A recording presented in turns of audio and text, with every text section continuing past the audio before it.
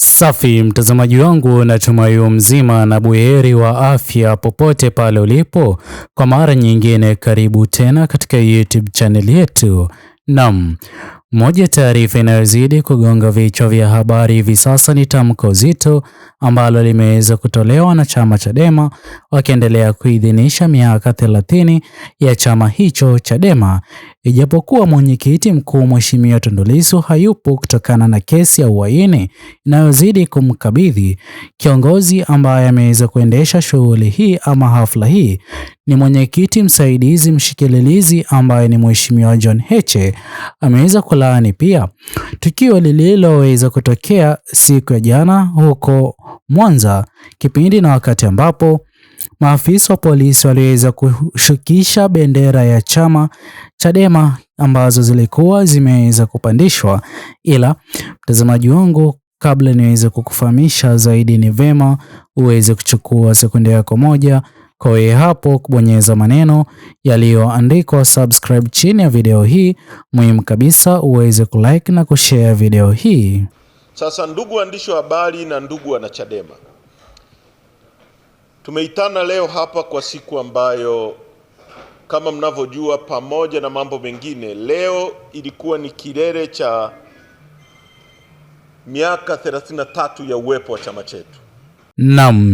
Mtazamaji wangu, kama ulivyoweza kumsikiliza Mheshimiwa John Heche, ameweza kuzungumzia kuhusiana na tukio la kusikitisha lililoweza kutokea huko Mbeya na eneo la Mwanza baada ya baadhi ya bendera za chama Chadema zilizokuwa zikipandishwa kwa ajili ya hafla ya kusherehekea miaka 33 kushushwa ama kuteremshwa na maafisa wa polisi. Ameweza kulaani kitendo hicho na kudai kwamba uongozi ulioko madarakani hauna nia njema na chama pinzani chama Chadema, na ndipo ambapo hawakuweza kuwapa hata fursa ya kuwania nafasi ya urais kwa chama hicho Chadema kwa uchaguzi wa Oktoba mwaka 2025. Ila yote yameweza kuzungumzwa. Kuna mambo ambayo hivi sasa nazidi kujadiliwa kutokana na kile kilichoweza kuwa kikizungumzwa na wanachama wa chama Chadema waliokuwa wameweza kujitokeza. Mtazamaji wangu, ubabe kati ya chama Chadema na chama cha CCM ambacho ndicho chama tawala, bado ubabe wa kisiasa unaendelea, kwani wanachama wa chama Chadema wanaamini kwamba chama pendwa nchini Tanzania ni chama Chadema. Chama pendwa hicho Chadema ndicho chama ambacho kingeweza kutoa rais wa halali katika zoezi la mwaka 2025.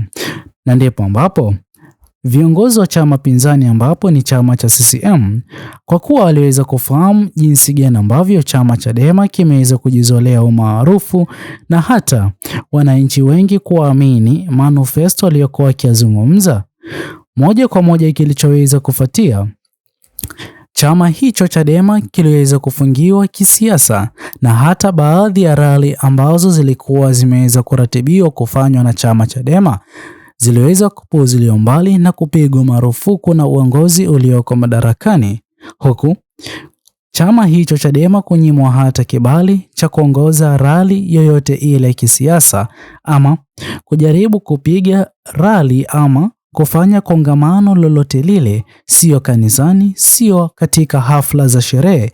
Chama hicho Chadema kiliweza kunyimwa uhuru huo, na ndipo ambapo tuliweza kuona kipindi na wakati ambapo maelfu ya waumini wa mchungaji Gwajima, licha mchungaji Gwajima kuwa mwanachama wa CCM, yeye aliweza kuwa miongoni mwa viongozi wakuu nchini Tanzania waliokubali Mheshimiwa Tundu Lissu kutumia chama Chadema aweze kuchukua fomu ya urais kwa ajili ya kufanikisha azma yake ya kuwania kiti cha urais nchini Tanzania, pia kuongoza serikali ya awamu ya 7 nchini Tanzania.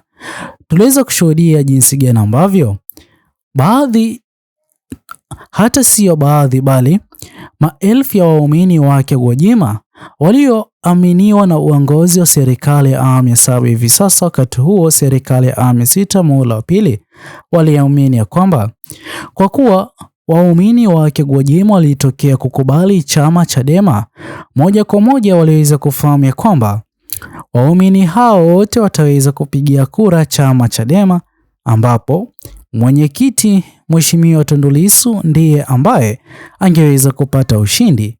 Kile kilichoweza kufuatia, tuliweza kuona makanisa ya Gwajima kufungwa ili chama Chadema kisiweze kufaidi kwa njia yoyote ile, kutokana na jinsi ambavyo maelfu ya wananchi wa Tanzania walitokea kukikubali na hata kukiamini kuwapa nafasi ya kuongoza Jamhuri ya Tanzania. Mtazamaji wangu, hilo halikuweza kutosha. Kiongozi mkuu ambaye ni Mheshimiwa Tundu Lissu akaweza kufunguliwa kesi ya uhaini ili chama Chadema kiweze kukosa mwelekezo wake Mheshimiwa Tundu Lissu na uongozi wake Mheshimiwa Tundu Lissu, ila jambo hilo halikuweza kuathiri pakubwa chama hicho Chadema. Ni kama waliweza kufahamu njama hiyo fiche, na ndipo ambapo wakaweza kumteua Mheshimiwa John Heche.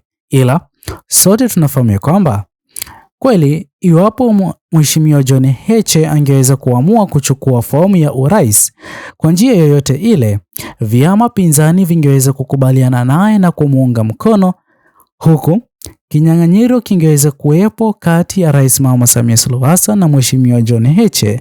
Ila Mheshimiwa John Heche hakuwa tayari kwa kuchukua fomu, kwani alifahamu kwamba huenda baadhi ya wafuasi wake Mheshimiwa Tundu Lissu wangeweza kuanza kuamini mgawanyiko ndani ya chama cha CCM, chama Chadema, jambo ambalo lingeweza kumpa ushindi wa moja kwa moja Rais Mama Samia Suluhu Hassan, kwani baadhi ya wanachama ambao hawangeweza kumpigia kura Mheshimiwa Tundu Lissu kwa kuwa hakuwepo katika kinyang'anyiro, basi huenda yasingeweza kumpigia Mheshimiwa John Heche, bali angeweza kupeleka kura zao kwa Rais Mama Samia Suluhu Hassan. Hivyo basi, kwa kuwa Mheshimiwa John Heche hilo aliweza kulifahamu, ndipo ambapo akaweza kubaki na msimamo dhabiti, jambo ambalo liliweza kusababishwa hata kukamatwa kwake, kwani kila mitego aliyokuwa akiekewa aliweza kuivuka salama na kusalia kuwa mshindi dhidi ya chama pinzani cha CCM. Na ndipo ambapo hadi leo hii alichoweza kukizungumza Mheshimiwa John Heche inazidi kudhihirisha hatua na ushindi anaozidi kuupata, ijapokuwa mwenyekiti mkuu ambaye ni Mheshimiwa Tundu Lissu anazidi kuzuiwa gerezani kwa kesi ya uhaini. Mtazamaji wangu, hii ni dalili tosha ya kuonyesha jinsi gani ambavyo ushindi na utawala wa chama Chadema nchini Tanzania sio jambo la kumalizika leo hii wala kesho, bali ni jambo la kudumu. Na sababu zinazozidi kuchangia, sote tunafahamu kwamba chama Chadema kiliweza kupata uaminifu mwingi kutoka kwa wananchi wa Tanzania, kwani kiliweza kuwa chama tayari cha kufanya reforms nchini Tanzania, na hata kiliweza kuomba mabadiliko yaweze kufanyika ili kushiriki zoezi la uchaguzi mkuu, jambo ambalo vyama vingine nchini Tanzania havikuweza kujaribu wala kudhubutu kufanya hivyo.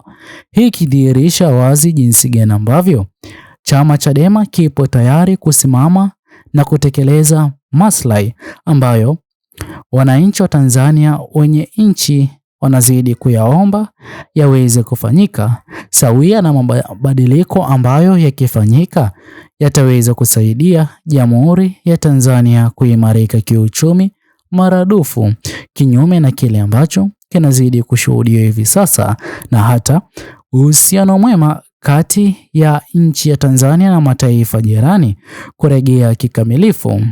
Je, mtazamaji wangu, wewe mtazamo wako ni upi?